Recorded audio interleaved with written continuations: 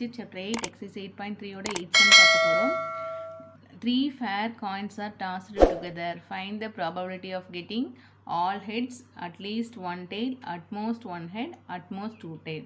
Okay, அதாவது 3 fair of coin 3 coin toss பண்ணும்போது நம்மளுக்கு கிடைக்கக்கூடிய probability, அதாவது எல்லாமே ஹெட்டாக இருக்கிறதுக்கு ப்ராபபிலிட்டி என்னன்னு கேட்டிருக்கீங்க. At least one tail, at least one tail என்ன ப்ராபபிலிட்டி, அட்மோஸ்ட் ஒன் ஹெட்டுக்கு என்ன ப்ராபபிலிட்டி, அட்மோஸ்ட் டூ டெய்லுக்கு என்ன ப்ராபபிலிட்டின்னு நம்ம பார்க்க போகிறோம்.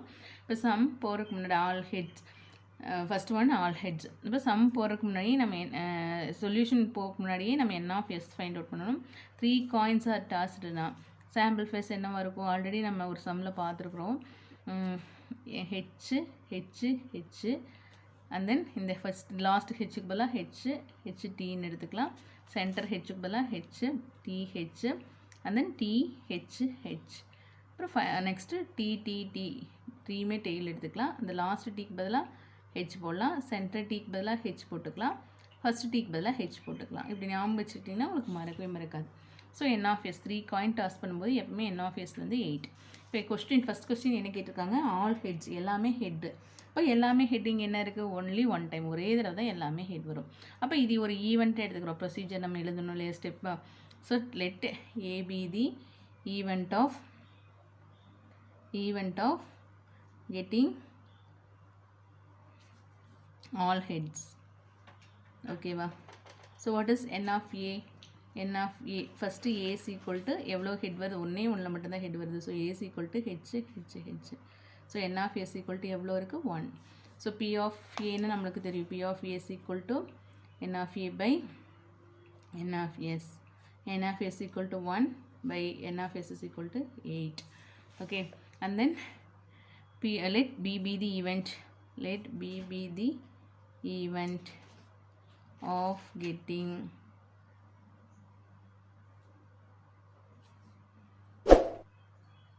second one let B be the event of getting at least one tail, getting at least one tail. Next second one, let B be the event of getting at least one tail. Second one is at least one tail. At least one tail means you want to remember always. என்னது நீங்கள் ஞாபகத்தில் வச்சுக்கணும் அப்படின்னா at least one tail. At least அப்படின்னா greater than or equal to. Okay, அட்லீஸ்ட்னா என்ன ஞாபகம் வச்சுக்குவீங்க, greater than or equal to one tail. இப்போது அட்லீஸ்ட் அப்படின்னா எப்போவுமே இதை ஞாபகம் வச்சுக்கணும். அட்லீஸ்ட்னா greater than or equal to, at most அப்படின்னா less than or equal to. Okay, அட்லீஸ்ட்னா greater than or equal to, அட்மோஸ்ட்னா less than or equal to. அப்போ நம்மளை என்ன கேட்டிருக்காங்க, அட்லீஸ்ட் ஒன் டெய்ல்னா greater than or equal to one tail. அப்போ ஒரு டெய்ல் இருக்கலாம், அதை விட அதிகமான டெய்ல் இருக்கலாம். ஓகேவா, ஒரு டெய்ல் இருக்கலாம், அப்போ ஒன் டெய்ல் இருக்கிறதெல்லாம் எடுத்துக்கலாம். அப்போ அதை விட அதிகமான டெய்ல் இருக்கிறதையும் எடுத்துக்கலாம். அப்போ எது மட்டும் நம்ம எடுக்க முடியாது, ட்ரிபிள் ஹெச் மட்டும்தான் எடுக்க முடியாது. இப்போ உங்களை எல்லாருக்கும் புரிஞ்சிருக்குன்னு நினைக்கிறேன். Let P be the event of getting at least one டெய்ல்னா greater than or equal to one tail. Greater than or equal to one டெய்ல்னா என்ன மீனிங், ஒரு டெய்ல் இருக்கலாம், அதை விட அதிகமான டெய்ல் இருக்கலாம். அப்போது இதெல்லாம் நம்மளுக்கு ஒரு P is equal to H H H triple ஹெச்சை விட இது எல்லாமே இது வரும். ஹெச் ஹெச் டி வரும், ஹெச் ஹெச் டி வரும், and then H T H வரும், டி ஹெச் ஹெச் வரும், அண்ட் தென் ட்ரிபிள் டி வரும், டி ஹெச் வரும், ஹெச் டி வரும், அண்ட் தென் ஹெச் டி வரும். Okay, so n of P is equal to 7. P of P is equal to n of B by n of S. Okay, 7 by 8. அவ்வளோதான். Second one answer find out பண்ணுற at least one head. Third one பாருங்களேன் என்ன கேட்டிருக்காங்கன்னா, at most one head. At least one tail முடிச்சிட்டோம். Next third one பாருங்கள், at most one head. At most one ஹெட்னா அட்மோஸ்ட்னா நான் என்ன சொல்லியிருக்கேன், lesser than or equal to. At most one head, மோஸ்ட்னா லெஸர் தென் ஸ்மால், அட்லீஸ்ட்னா கிரேட்டர் தென், அது ஞாபகத்தில் வச்சுக்கோங்க. அட்மோஸ்ட் ஒன் ஹெட்னா less than or equal to one head. அப்போ ஒரு ஹெட் இருக்கலாம், அதை விட ஸ்மாலாக இருக்கலாம். ஒரு ஹெட் இருக்கலாம், அதை விட இல்லாமையும் இருக்கலாம், அதை விட அதிகமாக இருக்கக்கூடாது. ஒரு ஹெட் இருக்கலாம், அதை விட ஸ்மாலாக இருக்கலாம், இல்லாட்டி அதை விட அதிகமாக இருக்கக்கூடாது. ஓகே, ஒரு ஹெட்டு தான் இருக்கணும், ஹெட் இல்லாமையும் இருக்கலாம், ஒரு ஹெட் விட அதிகமாக இருக்கக்கூடாது. The meaning. So let let C be the event of getting at most one head. At most one head na ஒரு ஹெட் இருக்கலாம், அதை விட ஸ்மாலாக இருக்கலாம், அதிகமாக இருக்கக்கூடாது. அப்போ 2 head 3 head இருக்கிறத நம்ம எடுக்கக்கூடாது. அப்போ இந்த ஹெச்சில் நம்மளுக்கு என்னென்னலாம் வரும்? 2 head வராது, 3 head வராது, இதுவும் வராது, இதுவும் வராது. அப்போ இதெல்லாமே வந்து 4 இதுவும் வரும். டிடிடி டிடிடி வரும், டிடிஹெச் வரும், டிஹெச்டி வரும், ஹெச்டிடி வரும். ஓகேவா? So n of c is equal to 4.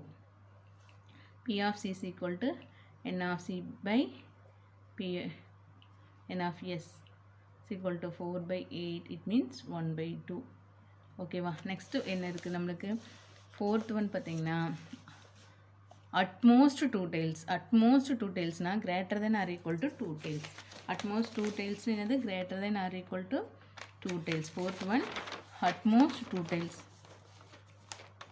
Fourth one atmost 2 tails. Atmost 2 tails.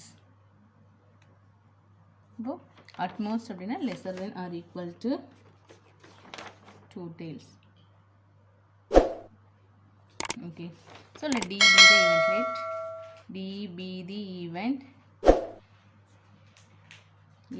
of